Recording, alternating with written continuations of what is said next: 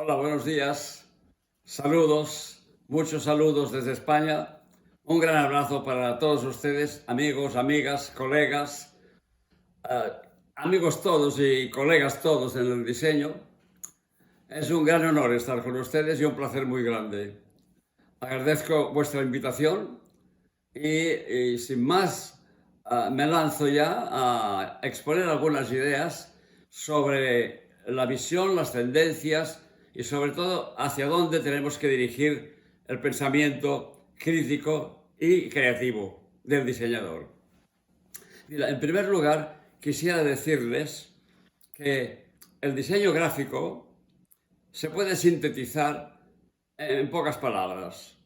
Consiste en un espacio bidimensional plano, una hoja de papel o una pantalla, un rectángulo, que son nuestras herramientas.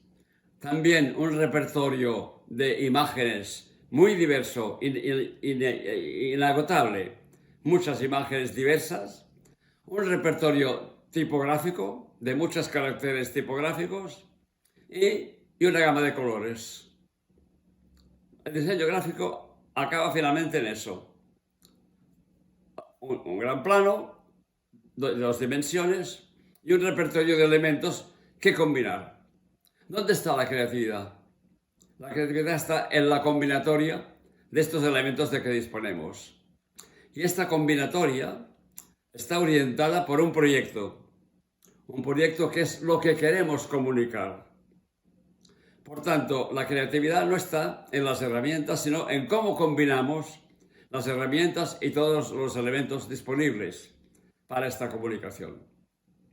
Entonces, a partir de aquí, quisiera hacer una breve visión de cómo el diseño gráfico, en la medida que pasa de las 2 dimensiones a las 3 dimensiones, a las 4, etc., cada vez que pasa de una dimensión a otra dimensión superior, se hace más complejo, pero también más creativo. Fijémonos que las 2 dimensiones son el punto de partida. Cuando pasa a las 3 dimensiones, es cuando el diseñador manipula el diseño y crea objetos gráficos. No pasa de diseñar mensajes planos a crear objetos gráficos. Un estuche, un embalaje, un packaging, un libro, un juego de cartón de los niños que combinan, etc. Cuando pasa, repito, de las 2 dimensiones de enviar mensajes a las 3 dimensiones del objeto gráfico. Cuando pasa a ser objeto, este diseño supera su principio visual y entra en escena el manual, entran las manos, el mensaje se recibe, el objeto se manipula. Cuando entran las manos, el objeto tiene varias caras, es un volumen, y por eso hablo de objeto gráfico. ¿Sí? Entonces, cuando pasamos de las 3 a las 4 dimensiones, entonces hay un salto ya mucho más grande. Ya el diseño ya no está hecho solamente para los ojos, ni solamente para los ojos y las manos, sino que entramos a la dimensión 4, que es la dimensión tiempo. Entonces introducimos al diseño gráfico el tiempo, que no está ni en el mensaje estático ni en un objeto. Se introduce el tiempo en el diseño gráfico en 2 formas: el movimiento, ¿sí? y el sonido. Estamos en el audiovisual. Se introduce el movimiento de graphic, no sé cómo lo llaman en inglés, pero no importa. Introduce el movimiento en la gráfica, el movimiento fotográfico o manual, la película animada o un videoclip. Ya introduce como digo, el movimiento y el tiempo. Y el tiempo es el sonido. Por tanto, la tercera dimensión pasa a la cuarta, con lo cual obviamente se ve que se introduce mayor complejidad, pero también mucha mayor credibilidad. Ay, perdón, creatividad. ¿Sí? Pasamos ahora a la quinta dimensión. La quinta dimensión del diseño gráfico, vean que como vamos superando las dimensiones del diseño, por tanto el ejercicio y por tanto la imaginación creativa, pasamos ya a la quinta dimensión.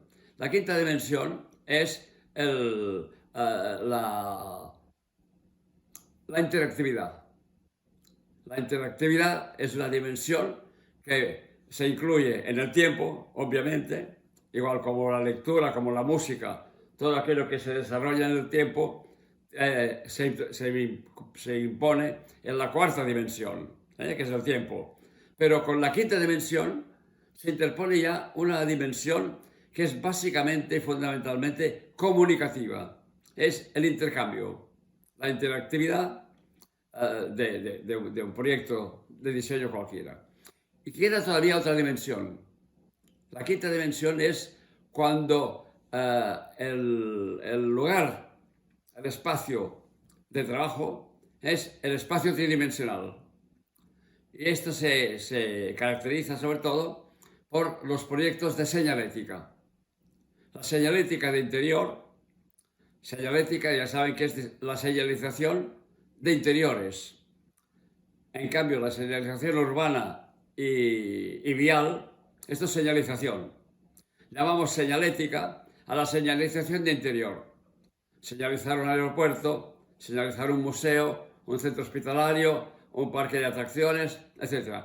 Cuando hay que señalizar un espacio en el cual la gente circula y cuando nuestro trabajo tiene por objeto orientar las decisiones de la gente, de qué dirección toma, y generalmente esto se produce en las empresas de servicios. Como digo, un centro hospitalario donde la gente tiene que saber por dónde anda cuando busca el departamento, etc. O en un aeropuerto donde la gente busca por dónde tiene que circular. Esta es la última dimensión del diseño gráfico, que ya no tiene nada que ver con los soportes habituales, porque el soporte no son los paneles. Los paneles señaléticos son el soporte de la información. Pero la clave de la señalética es los itinerarios, los lugares donde la gente circula. Por ejemplo, se trabaja sobre el mapa, el plano de un aeropuerto, las señales por donde la gente circula y dónde se dispone. Y la verdadera tarea de la señalética es esa, es pensar en el espacio físico, el espacio real y los itinerarios por los cuales tiene que circular la gente. Esta es la clave. Diseñar el panel con el texto, el pictograma y la flecha, esto es lo más fácil. Esto no tiene ningún problema para el diseñador gráfico. Aquí el problema es más psicológico y sociológico. Es saber que la gente entra en un aeropuerto, muchas veces por primera vez, en un país que hablan otro idioma, que no conoce ese espacio y que necesita orientarse. Eso es lo que decimos. Yo tengo una experiencia muy concreta en este sentido, que fue la señalización del gran aeropuerto internacional de Ciudad de México. En Ciudad de México se amplió el aeropuerto de transporte aéreo nacional a internacional. Y con este cambio se tuvo que crear un nuevo sistema señalético, porque iban a venir gente de fuera del país y por tanto había que prever que ahí vendrá gente de todas las lenguas y que no conocen el aeropuerto y por tanto necesitan una orientación muy potente, muy concreta, ¿no? Y este fue un aprendizaje que es muy importante que conozcan el proceso, porque es un trabajo poco habitual el de señalizar un gran espacio, como es este del aeropuerto de Ciudad de México, tan transitado con millones de personas durante el año que circulan por ese aeropuerto, que vienen de todas partes del mundo, ¿no? Y ahí tuvimos que hacer una primera investigación, que yo quise investigar qué hace una persona cuando llega a un aeropuerto desconocido, una persona que habla otra lengua, y que por tanto tiene que orientarse como sea. Hicimos un gran trabajo de investigación y esto nos dio la pista de cómo elaborar un plan señalético para un aeropuerto. Esta es la dimensión más complicada y desearía mucho que ustedes tuvieran la ocasión de trabajar en este sentido también, porque es una gran experiencia en cuanto a diseñadores gráficos o diseñadores de comunicación visual. Muchas gracias por su atención. Espero seguir en contacto, aunque sea a distancia. Tienen mi web, tienen mis señas y estoy a disposición de todos ustedes para lo que deseen de mí. Muchas gracias, ha sido un gran placer y hasta siempre.